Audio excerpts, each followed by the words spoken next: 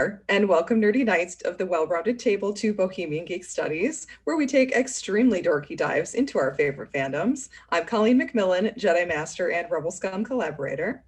And I am Pirate Jedi Anders Drew. Colleen and I may vary in terms of our rank, but there will be one thing that is always constant. Much to learn. We still have. Indeed. Today, we're very excited to give our initial reactions and theories for the newest episode of The Bad Batch. There will be spoilers for this episode, as well as rampant theorizing about future episodes. So if you'd like to avoid that, please tune in to our Rebels coverage to see what the Ghost Crew is up to instead. But if you have seen this episode, grab a drink from the mess and come with us to your local Dragon's Den as we discuss The Bad Batch Episode 3, Replacements. Yes, but before we get into it, we want to take just a second to tell you about our new partnership with Fiverr. Do you need a freelancer to help you design your website or your WordPress? Maybe you need somebody to help you write some expert articles or some blog posts for your website, or an expert presentation designer to help you with your next big work project. Look no further than the #1 freelance marketplace, Fiverr. You can find designers, programmers, and more within seconds, some for as low as just $5 a gig. Fiverr is the ideal tool to help you with pressing projects. Just post your gig or do a search for freelancers and you're off. Don't deal with the hassle of finding a freelancer on your own. Let Fiverr help you.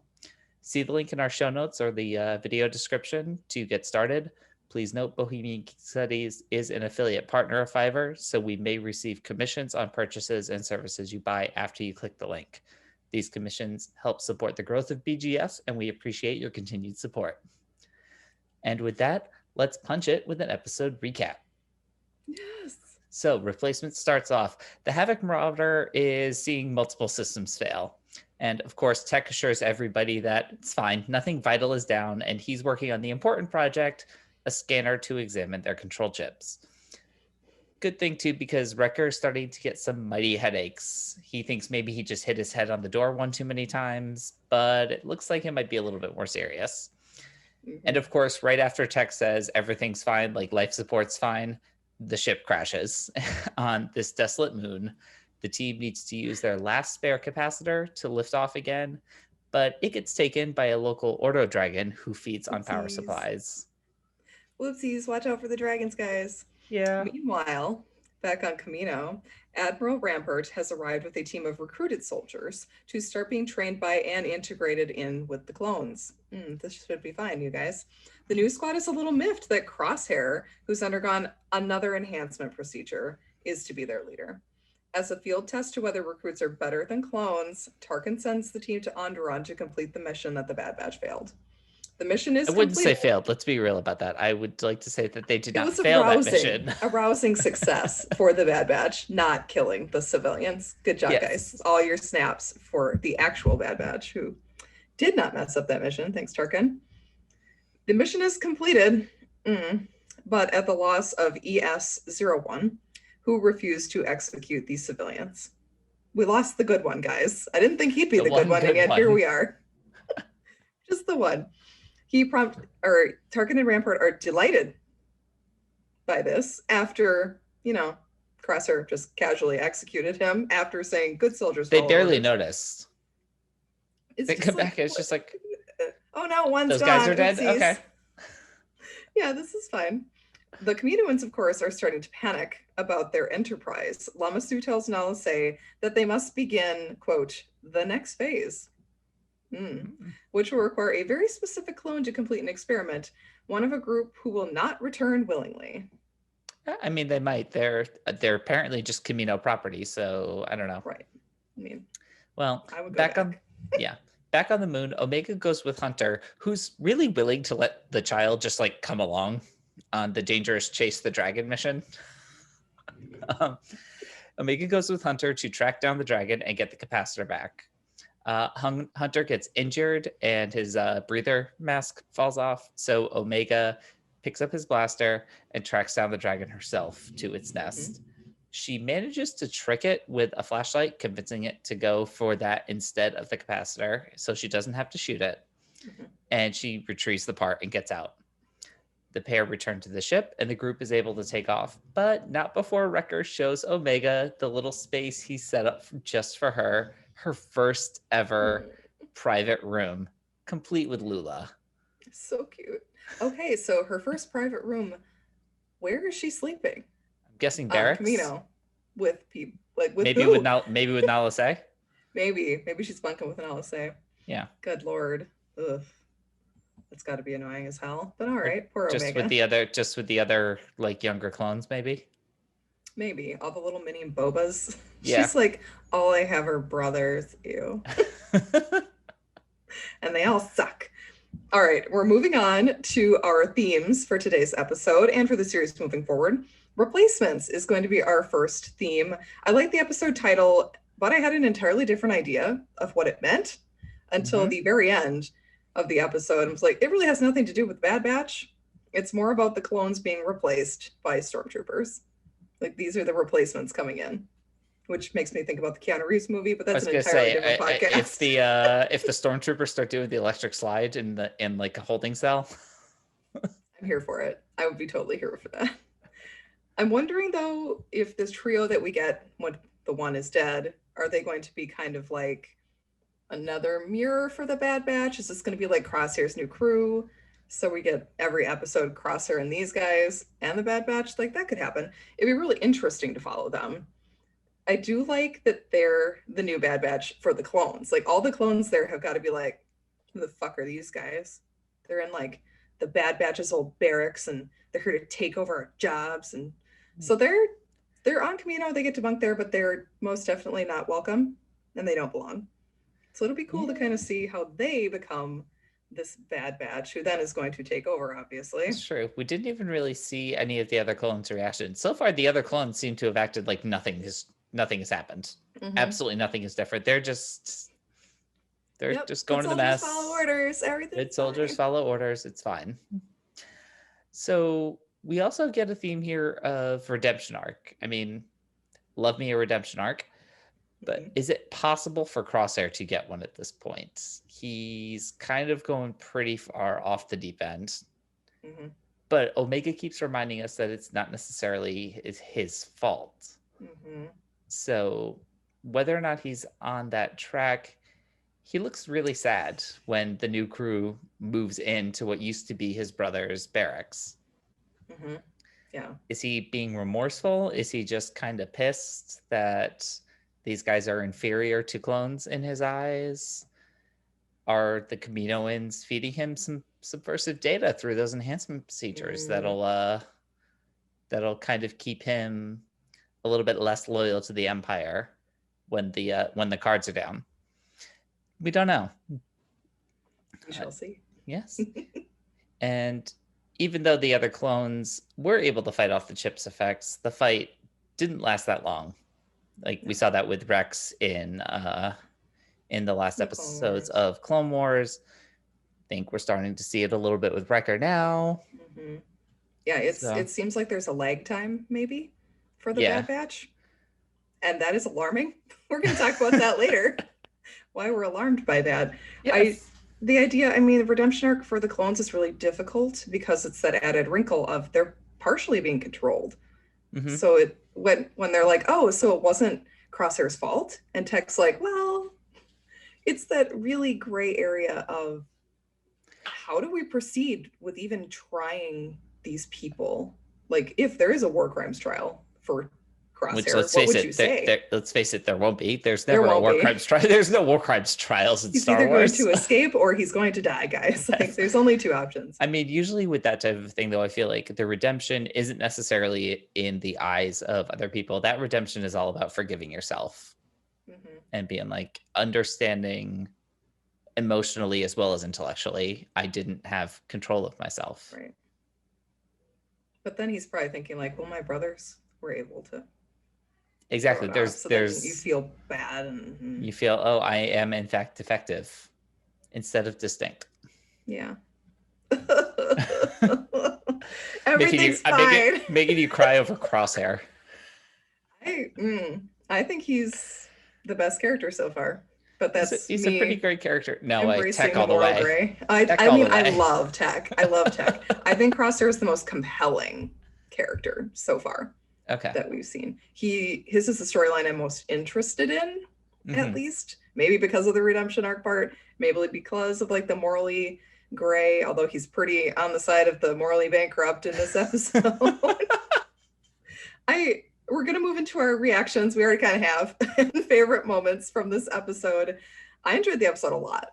Really did. The Camino and Crosshair plot has my complete attention, which might have been a detriment to the Bad Batch portion of the episode because I had to go back and rewatch because I was so interested in the Kaminoans that I really didn't pay as much attention to the Bad Batch part of it. Even though it intercut really nicely, I still was like, wait, go back to Onderon, or wait, go back to Camino. I want to see what they're doing.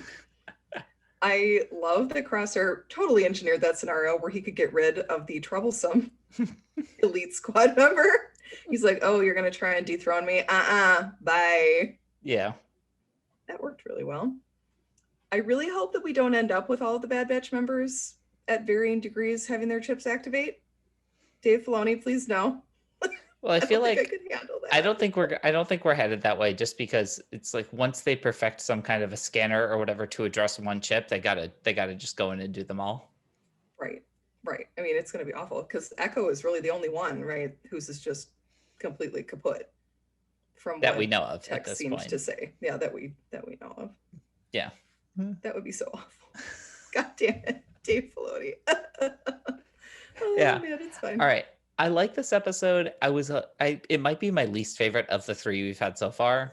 I mean, I said last week you kind of can't even really count episode 1 in that kind of a comparison. So of the two, it's I think the lesser, and I think it's for the reasons you just said. Like the actual Bad Batch bit, I was like, all right, a little bit spinning our wheels here. I was much more interested in what was going on back on Camino. But overall, it was still really solid. Like, it was a great episode, like lots of little fun moments with each of the clones. Again, I'm always here for Tech, like just kind of deadpanning and being like, guys, it's fine. Life support hasn't failed. This is more important, guys. I don't know. A crash landing is still a landing, people.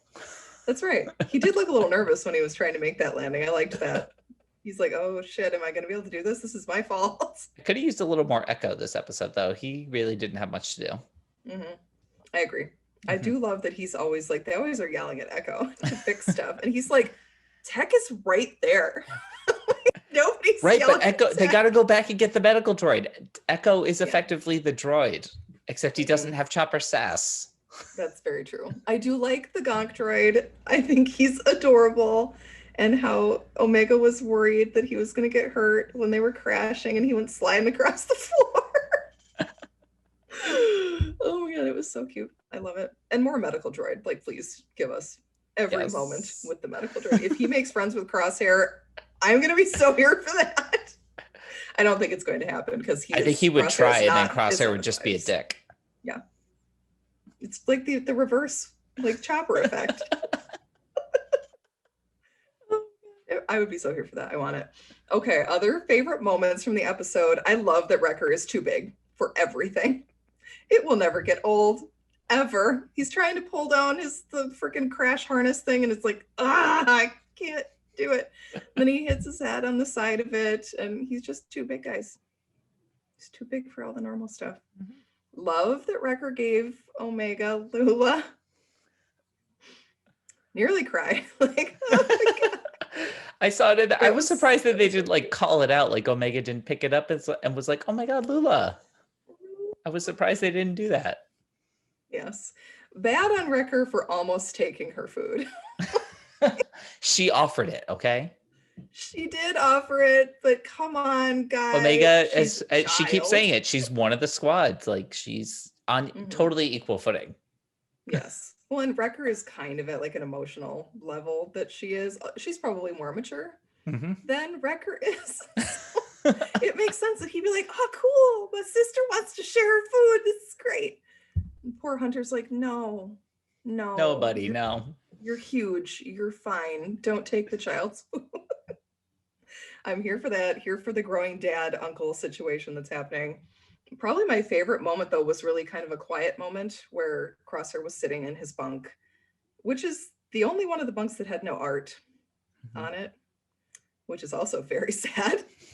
Like, he's the one that is less creative, is less of a personality, unless being a dick is a personality. Like, oh, I felt bad for him in that moment. It's like that was something crazy to do after he had just killed a bunch of people. Yeah. Including one of his Like, own new oh. teammates. Yeah, including poor blonde guy. Like, goodbye, blonde guy. We barely knew ye. Except that the Republic was mean to you, apparently. I will be here for more of those moments too. Love Yeah, Crosshair. definitely. Looking forward to more of those. For me, this episode, I think my favorite moment was probably just the ending, where they give Omega her room. A nice little callback to the start of the episode where she says how like they don't have space. She comes across kind of Crosshair's stuff during things, and everyone's like kind of sad about it because he's not there. I miss him. He shot you. Yeah, but what didn't he laugh at that? He was just like, yeah. He's like, yeah, that kind of hurt. But then she gets her own space, and it's her own first room. And as any youngest child like myself will know, the minute you get your own room is just such a big moment and such a happy thing. And I love the Moon Dragon, let's just say that. Yeah, I mean, obviously we love the Moon Dragon, and we'll get more into that in just a second, but obviously we love the Moon Dragon. All right, now it is time to head into our Easter eggs, connections, and callbacks for this episode. But first, we do have to do a quick shout out to our boy, Daniel. It is Daniel's birthday. He is our co-host on yet another Star Wars podcast. So we just want to say happy birthday, Daniel. He was supposed to be recording with us tonight, but right as we were getting started, his computer 100% died. Yep. So sorry, happy birthday. Happy birthday, man. Happy birthday, George Lucas, also. Yes. Not as important as Daniel. No, sorry, definitely y'all. not. All right, so moving into the first Easter egg from this episode, we're going to talk a little bit about Wrecker's headaches, because this could be the fact that he's hitting his head on everything, because as Colleen said earlier, he is too big, but it is almost definitely talking about his inhibitor chip. If it is starting to take control a little bit, or it is causing problems because it's trying to take control. We know Crosshair's chip was a little bit more active than the others in Clone Force 99, but we don't know by how much. We don't really know how their mutations are ultimately affecting them in this regard. And speaking of, one thing I was kind of started wondering, does Omega have one? Excellent question. I don't think so. She seems to be kind of Nalase's pet project. A clone with, like Boba. She's a clone with no with no enhancements, except for the fact that she is a girl. Mm-hmm. I wonder if they just kind of follow the Jurassic Park rule on that one. Embryos are inherently female. You just don't give them the one protein. Mm-hmm. Mm-hmm. That's interesting. Be like, no, we actually had to make them all male. We just didn't this one. All right, moving on. Next, this fucking guy. I'm sure we're gonna love him. This is Admiral Rampart. Made his first appearance in the last episode in a brief hologram talking about chain codes, which are apparently part of his project. Great, a bureaucrat. Woo! I'm kind of excited though to get a villain that we don't know, because we have no history with him. We're not going to be able to predict what he's going to do. Unlike Tarkin, we pretty much know what Tarkin's he's going to be a dick. He's going to be a dick. 100% a dick. With this guy, though, I'm sure he will be. We just don't exactly know how he's going to get there. He's quieter. He's not like Krennic. He's not putting on airs about his position. He's not wearing giant capes. No capes. Although, shouts to Krennic. The cape looked awesome. Yeah, he looks dope in that cape. It's just capes and cloaks are due for a comeback. I've been saying it for a couple of years now. I do love a cape. Just not on fucking Krennic. Come on. No.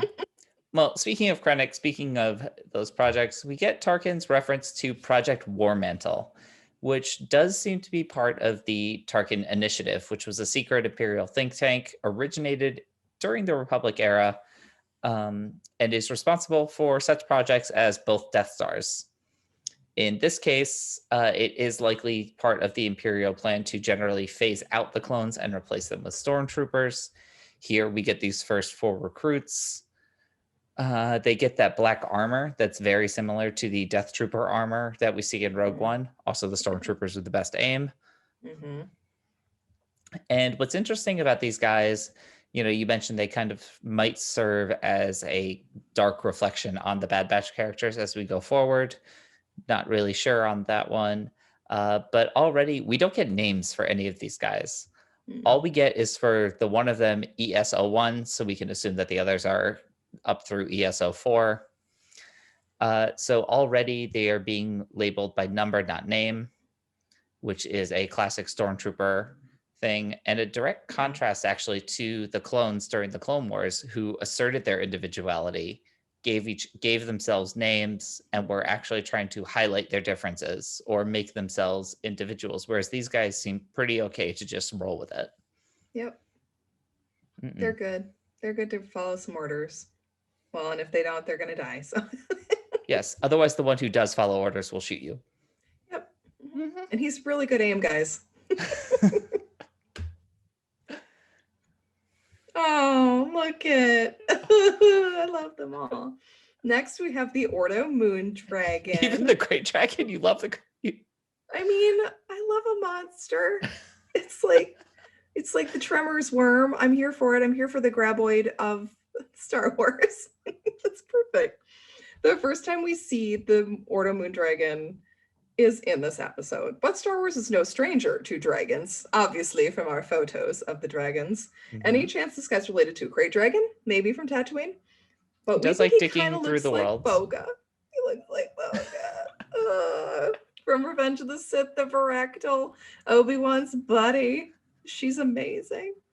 I really like the Moon Dragon. Moon Dragon's just trying to have a snack, y'all. I don't want to hurt anybody. And I mean, if you're not used to machinery being around that much, got to figure that it's a treat to actually get some real power cells. Yeah, that's a whole buffet. The ship just chilling right there. Very Minoc situation, like Minoc inside the asteroid monster worm thing. When it scratched down onto the window, Omega's like, ah! Like, this is perfect. I love everything about it. So I gotta say, I think maybe one of the reasons during this episode that I was a little, I don't want to say let down, but I wasn't like all in on the Bad Batch arc, is because I kept thinking to myself, like, are we going to get ice spiders here? We talked last week about how the episode had some very, very similar beats to the Mandalorian episode, The Sanctuary. And this one just seemed like really, really similar to the episode, The Passenger, where they crash land on the ice planet. They get attacked by the giant spiders and have to escape in the barely able to fly ship. Although, admittedly, in this one, we do not get a nice little hot tub in the middle of the ice cave.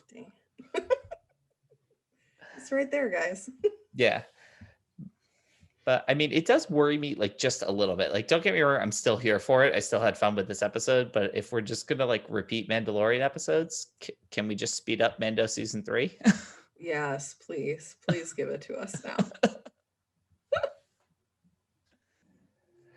All right. And lastly, we are going to move into our predictions or our questions for upcoming episodes. So to me, next week is episode 4. So it'll be officially about a quarter of the way through the season. I think we're going to get our first look at Fennec next week. I think that would be a really good, like, quarter way through the season deal to lead us into that kind of mid-season finale type thing. I'm also trying to temper my expectations. One thing that I'm like starting to settle into here is the fact that we are getting 16 episodes of this. This isn't like an 8-episode season of Mandalorian where the plot has to move forward. We can just sit with things for a little bit. Yep. But I definitely think the Bad Batch is in need of supplies. They need some spare parts. They need some cash probably. So if Fennec is already in the bounty hunter game at this point in time, I mean, we're a solid, 30 years before we actually meet her in Mandalorian. So it would be a long time to survive as a bounty hunter if that's the case, but she is very good at what she does.